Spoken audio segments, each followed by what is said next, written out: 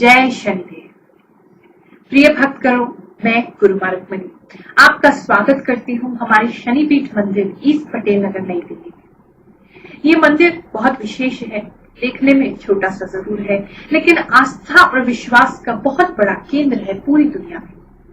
133 देशों से लोग यहाँ पर आते हैं या हमसे वीडियो कॉल या फोन कॉल के माध्यम से संपर्क करते हैं और भगवान श्री शनिदेव के सामने अपनी अर्जी लगाते हैं, अपनी मन्नतें मांगते हैं और भगवान श्री शनिदेव की कृपा से उनके जीवन में बहुत सुधार होता है, उनका जीवन समृद्ध बनता है।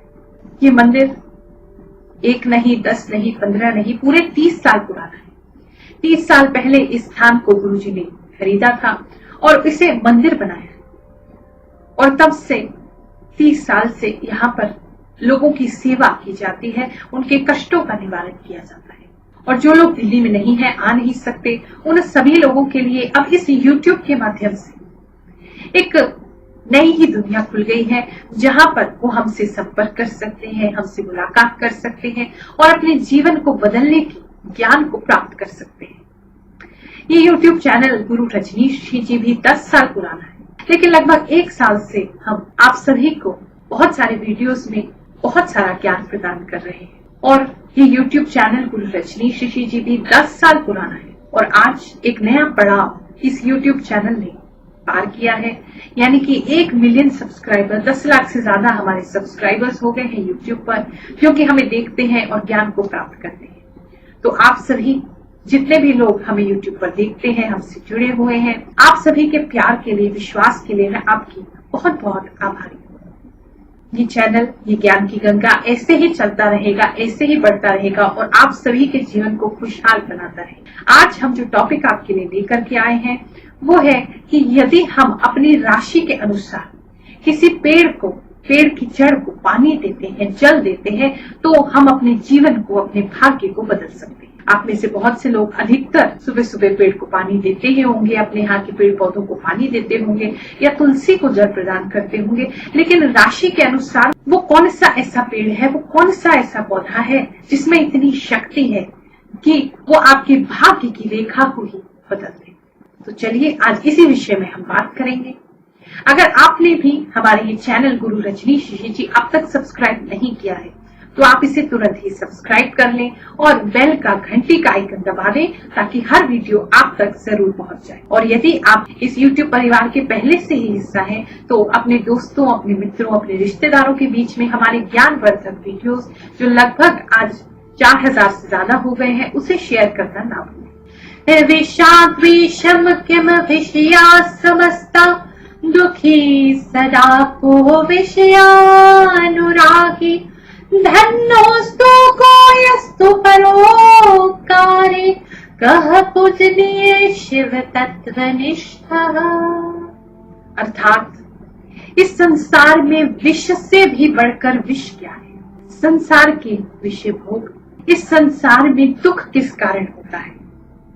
इन सभी विषय भोग, सुख सुविधा, संसार की आसक्ति के पीछे भागने से ही दुख होता है। और सुखी कौन है? जो परोपकारी है। श्लोक का अर्थ बहुत आसान है, लेकिन जब आप इसे सुनते हैं या मुझ जैसे किसी ज्ञानी महात्मा से आप ये बात सुनते हैं कि संसार के विषय भोग, संसार में सुख सुविधा, ये सब नश्वर है, बेकार है, इसके पीछे मत भागो, तो सुन तो लेते हो, लेकिन मन इस बात को स्वीकार नहीं कर सकता। क्योंकि आप देखते हैं आपके आसपास के जो लोग हैं वो बड़ी बड़ी गाड़ियों में घूम रहे हैं, बड़े बड़े उनके घर हैं, उनके बच्चे आगे बढ़ रहे हैं, अच्छा कर रहे हैं, तो कहाँ आपको समझ में आएगा कि सुख सुविधा बुरी है, कि इस संसार में आसक्ति करना बुरा है, ये संसार आसार है। ये चीजें आपको समझ में कैसे आएंगी? तो मन इस चीज को स्वीकार नहीं करता, तो एक कान से सुनते हो, दूसरे से निकाल देते हो, क्योंकि किसी संत की निंदा भी नहीं कर सकते और उन्हें गलत भी नहीं कह सकते, लेकिन बात सही भी आपको लगती नहीं। सही कह रही हूँ? सतयुग में, त्रेता युग में या द्वापर युग में कोई भी ज्ञानी अगर इशारे में कोई बात कह देता था तो वो समझ में आ जाती थी, लेकिन आज इस कलयुग में बात इशारों में समझना बहुत मुश्किल है। और आपकी गुरु माँ तो आप जानते ही हैं, नए जमाने के संत हैं, तो आपको मुझे ठीक से समझाना पड़ता है, तभी आप इस बात को समझेंगे। और बात देखो समझोगे तभी जो मैं आगे उपाय देने वाली हूँ उसमें प्रयोग करोगे, क्योंकि जो उपाय है उसको सफल बनाने के लिए ये जो मैं बात बताने जा रही हूँ ये बहुत जरूरी है। तो इसलिए ध्यान से मेरी बात को समझ। एक कहानी के माध्यम से समझाती हूँ, क्योंकि आप सब मेरे बच्चे हैं और मेरे बच्चे तो कहानी सुने बिना मानते ही नहीं, तो इसलिए कहानी के माध्यम से समझा रही हूँ। बात को ठीक से समझना। एक छोटा बच्चा था, लगभग उम्र रही होगी 7-8 साल की। नाम था उसका उपमन्यु। एक दिन अपनी माता की गोद में जाकर के बैठा और कहता है, माँ मुझे दूध पीना है, मुझे मीठा मीठा दूध पिलाओ माँ, मुझे दूध पीना है। उसकी माँ बोली, बेटा हम बहुत गरीब हैं, हमारे पास ठीक से अन्न खाने को नहीं है, हमारे पास ठीक से रोटी खाने को नहीं है, तो मैं तुझे दूध कहाँ से ला करके? ये तो अमीरों के चोंचले हैं, धनवान ही दूध रोज पी सकते हैं, मैं तुझे दूध नहीं ला पाऊंगी। लेकिन बच्चा जिद पे अड़ गया। उसने कहा, मैंने मामा के यहाँ दूध पिया है, मुझे वैसा ही मीठा दूध पीना है। माँ परेशान हुई, बहुत समझाने का प्रयत्न किया, लेकिन उपमन्यु तो मानने का नाम ही नहीं ले रहा था। बचपन का हट था, मचलने लगा, जिद करने लगा, नहीं मुझे दूध पीना है, नहीं तो मैं कुछ नहीं खाऊं। मजबूरी में माता ने जो उसके घर में कुछ अनाज पड़ा था उसी को कूट करके बारीक करके उसने पानी में घोल के उसको दिया और कहा, ले दूध पी ले। बच्चे ने दूध को जैसे ही मुंह से लगाया और छोड़ करके कहता है, माँ ये असली दूध नहीं, मुझे तो असली दूध पीना है, ये नकली दूध है। माँ रोने लगी, बेटा मेरे पास तेरे लिए बस यही है, मैं तेरे लिए दूध नहीं ला सकती। आज यदि मैं किसी से मांग कर भी तेरे लिए दूध लेकर के आ जाऊं तो रोजाना मैं तुझे दूध नहीं पिला पाऊं। आज यदि मैं तुझे दूध पिला देती हूँ तो तेरी जबान पे फिर दूध चढ़ जाएगा और तू रोजाना उसकी इच्छा करेगा, और इतनी सामर्थ्य, इतना पैसा मेरे पास है नहीं।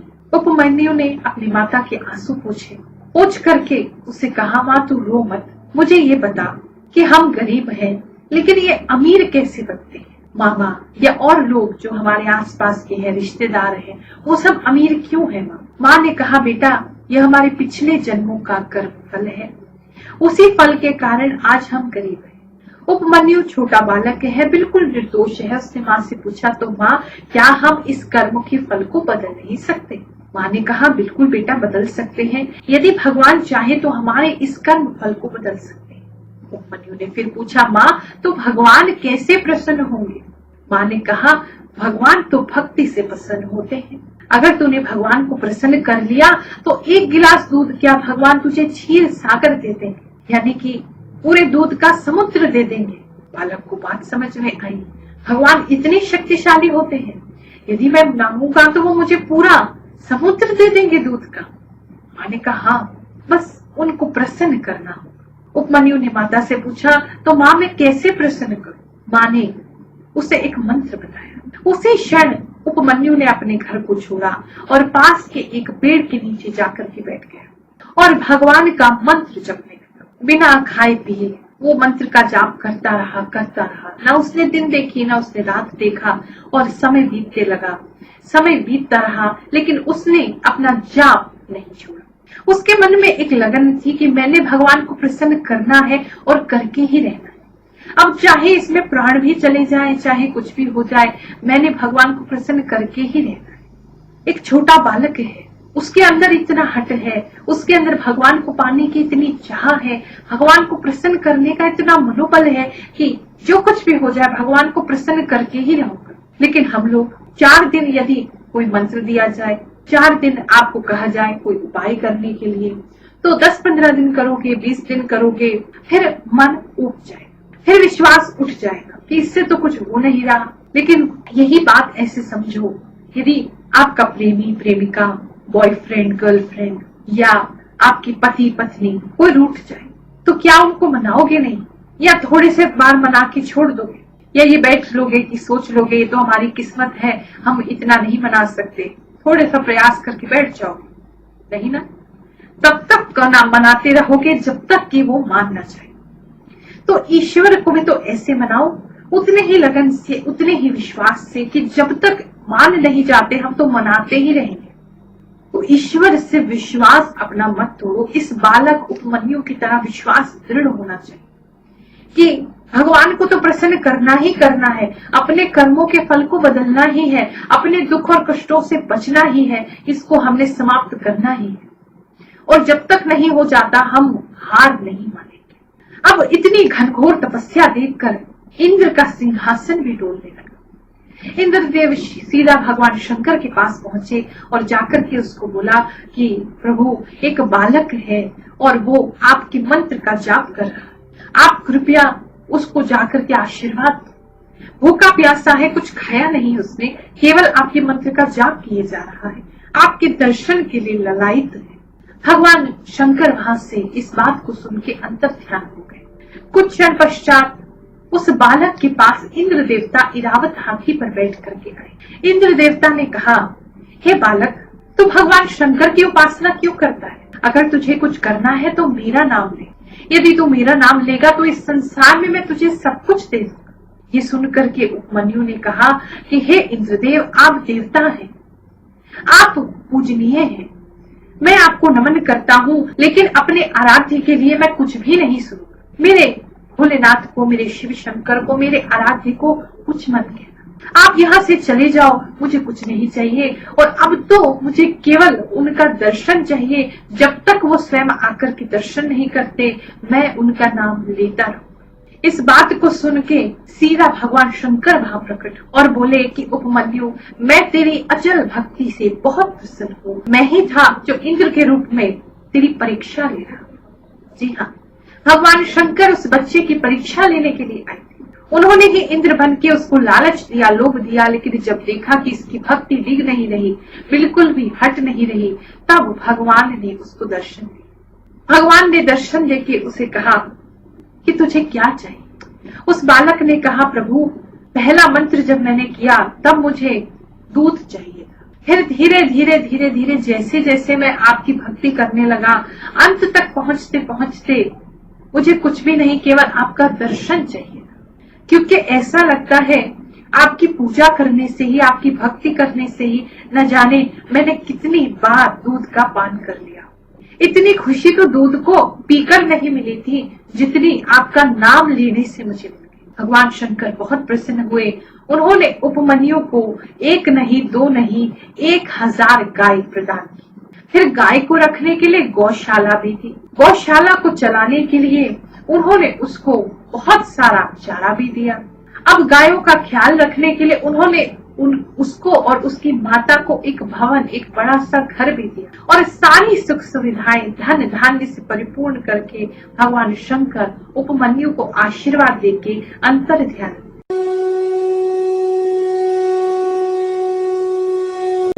मनोज कुमार पांडे। कहाँ रहते हैं आप? मैं वेस्ट की दिवाई नगर, सरोजनी नगर। कहाँ? नई दिल्ली में रहते हैं। कहाँ के रहने वाले हैं आप वैसे? मैं पटना, बिहार से। आप गुरु माँ रुक्मणी से मिलने कब आए थे? लगभग 3 महीने पहले। आपको क्या परेशानी थी जो आपको गुरु माँ रुक्मणी से मिलने आना पड़ा? मेरी घरेलू समस्या थी और बहुत हमारे काम धंधे चौपट हो चुके थे। ये हमारी सबसे बड़ी समस्या थी। तो आप कितने दिन पहले गुरु माँ रुक्मणी से मिलने आए थे? लगभग 3 महीने पहले। तो उन्होंने आपको क्या उपाय बताया? हमारे को कुछ अंगूठियाँ के बारे में बताएं और पूजा पाठ करने का सजेशन दिया और उनके मार्गदर्शन पर चले अंगूठियाँ धारण किया। कौन सी अंगूठियाँ दिखाइए? ये हमारे पे। तो ये अंगूठियाँ गुरु माँ रुक्मणी जी ने आपको प्रदान की थी। तो कितने दिन आपने अंगूठियाँ पहनी है कुल मिला के? लगभग 2 महीने। तो 2 महीने पहनने के बाद आपको क्या फायदा हुआ? हमें बहुत फायदा हुआ। आप जो परिवार से दूर थे और हमारे काम धंधा में वो बरकत नहीं हो रही थी। परिवार से दूर होने का मतलब आप ये कहना चाहते हैं कि आप अपनी पत्नी और बच्चों से दूर रह रहे थे? जी हाँ। आपकी पत्नी रूठ कर चली गई थी? जी हाँ। तो अब आपकी पत्नी कहाँ है? अभी हमारे साथ हैं, बच्चों के साथ। अच्छा, आपके पास वापस आ चुकी हैं। जी हाँ। और आपका काम धंधा? काम धंधा भी सुचारू रूप से चलने लग रहा है। तो आप कहना चाहते हैं कि आपको 2 महीने ये अंगूठियां पहनने के बाद आपकी जो भी इच्छा थी, जो भी परेशानी थी, वो पूरी हो गई है? हो रही है। चलिए, आप कुछ कहना चाहेंगे लोगों से? दर्शकों से मैं यही कहना चाहूँगा कि जो भी है, कोई दुख परेशानी है, उन्हें गुरु माँ रुक्मणी जी से आकर के मिलें और अपने दुख दर्द को बताएं और उनके कहे रास्ते पे चलें। चलिए, जय शनिदेव। जय। एक बात को हमेशा याद रखना, जब भी आप देखें कि समय बहुत कठिन हो गया है, तो इस बात को जानना कि भगवान आपकी परीक्षा ले रहे हैं, और यदि उस परीक्षा में आपकी भक्ति बनी रही, भगवान पर आपका विश्वास बना रहा, तो बहुत ही जल्द आपको सुख की प्राप्ति होगी। ये हमेशा नोट कर लेना। जब भी ऐसा लगे कि बस अब सीमा पार हो गई, अब नहीं सहा जा रहा, तब भी भगवान पे विश्वास बनाए रखोगे तो कुछ ही क्षण बाद पाओगे कि सुख आ गया, दुख चला गया। ये एक संकेत होता है। ये अंतिम जब सुख आने वाला है, उससे पहले दुख बहुत बढ़ जाता है, लेकिन वो परीक्षा है। यदि उसमें आपने विश्वास खो दिया तो फिर अपनी मंजिल तक नहीं पहुंच पाओगे, सुख को प्राप्त नहीं कर पाओगे। इसलिए उस बात का हमेशा ध्यान रखना।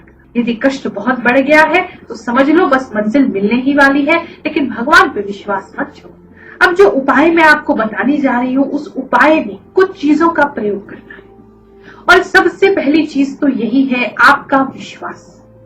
आप कोई भी उपाय कर लो, हजारों लाखों उपाय कर लो, वो तब तक काम नहीं करेंगे जब तक कि आपके मन में विश्वास नहीं है।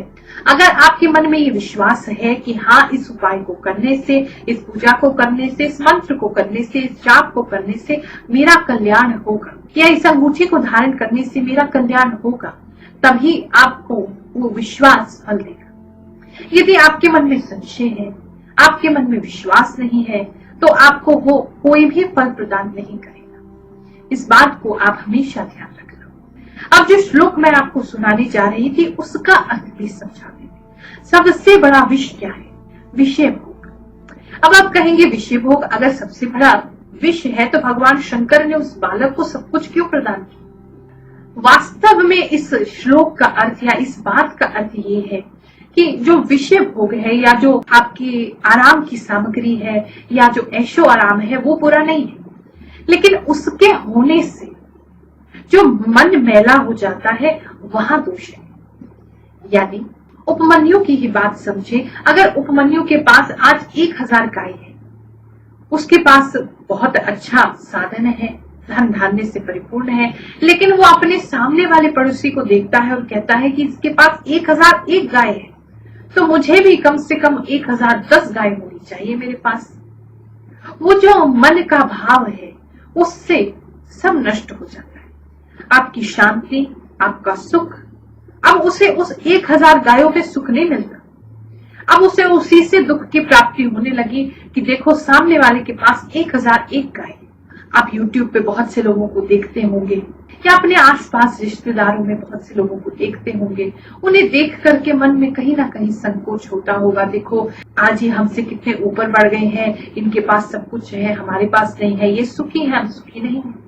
तो वो जो भाव है वो दुख का कारण बनता है। तो इसलिए ना तो धन बुरा है, ना धन से कमाई हुई चीजें बुरी है, ना ही ये सुख सुविधा बुरी है, लेकिन मन में इससे लालच, मन में असंतोष, मन में फिर से भागने दौड़ने की इच्छा कि हम फिर इन चीजों के पीछे भागे, ये जो 99 का चक्कर है, अगर उसके अंदर आप भागते रहोगे तो सब कुछ नष्ट हो जाएगा। विष के समान है, ये अंदर ही अंदर आपको नष्ट करेगा। तो सुखी कौन है? सुखी वो व्यक्ति है जो परोपकारी है।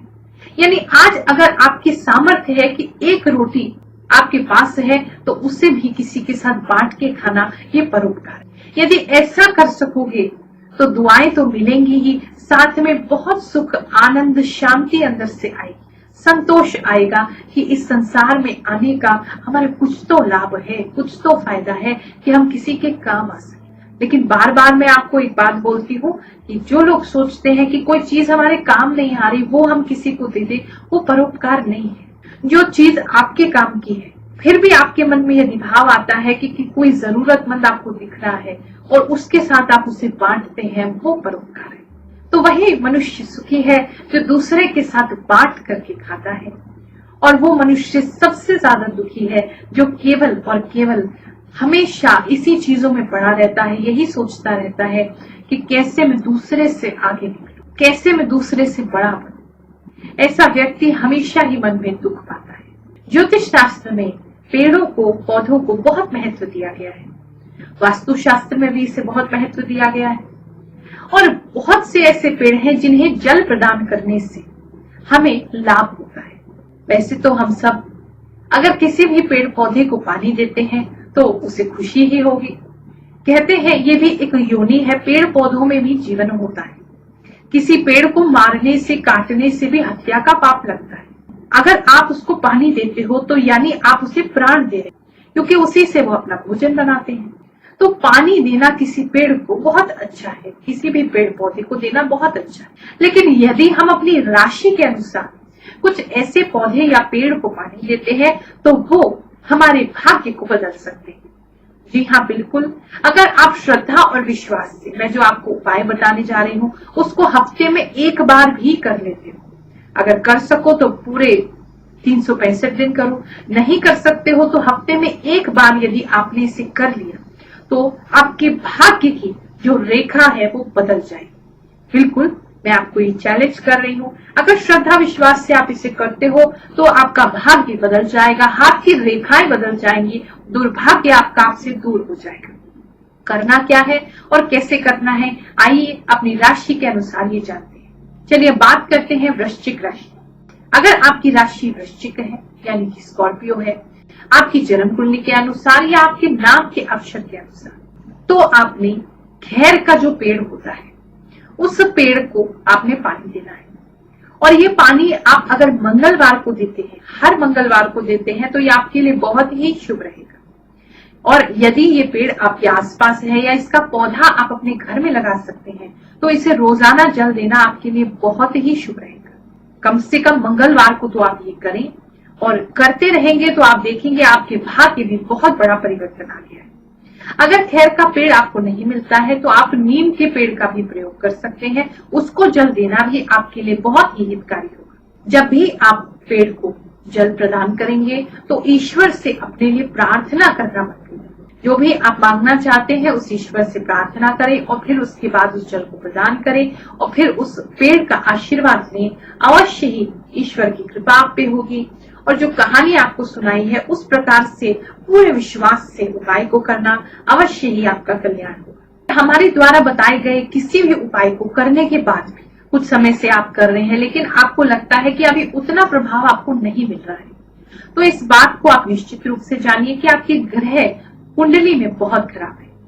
क्योंकि जब कुंडली में ग्रह बहुत ज्यादा खराब हो जाते हैं तो ऐसे में छोटे मोटे उपाय करने से हमें पूरा लाभ प्राप्त नहीं होगा। उस स्थिति में भी आप घबराए नहीं, आपकी गुरु माँ रुक्मणी आपके साथ है।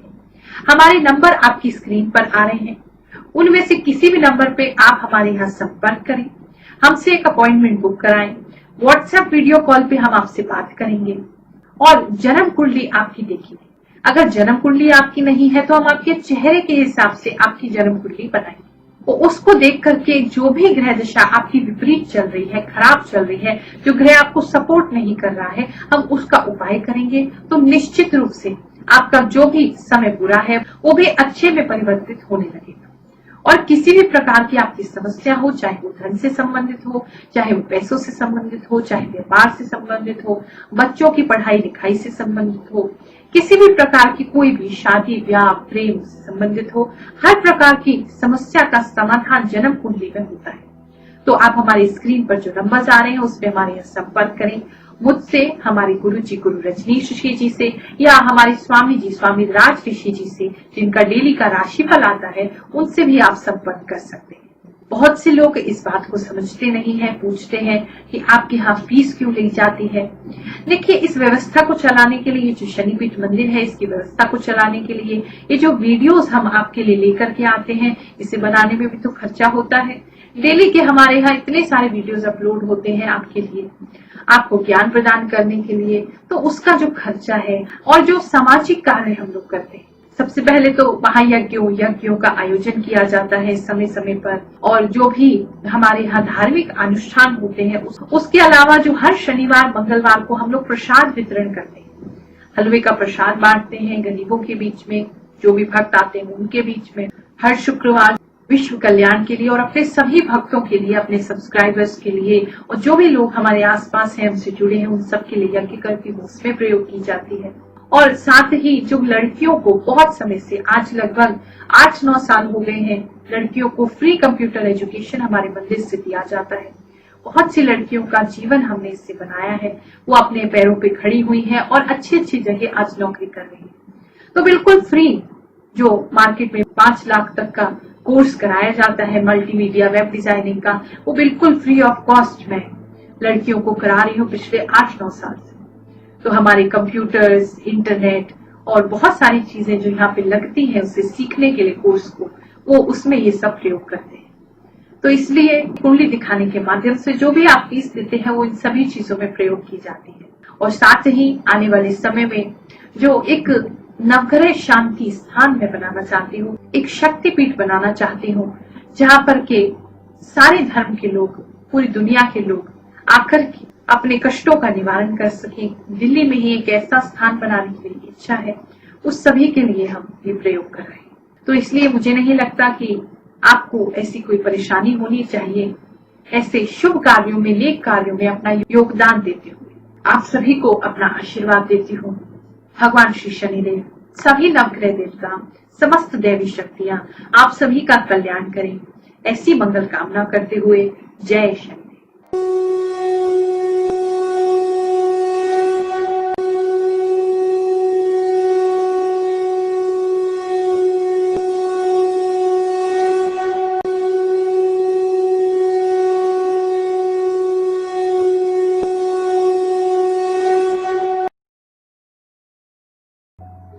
हमारे वेदों, पुराणों, धर्म ग्रंथों और ज्योतिष शास्त्रों पर आधारित उपायों को और अधिक जानने के लिए हमारे द्वारा बनाई गई और वीडियोस को यहाँ पर क्लिक करके आप देखते रहिए।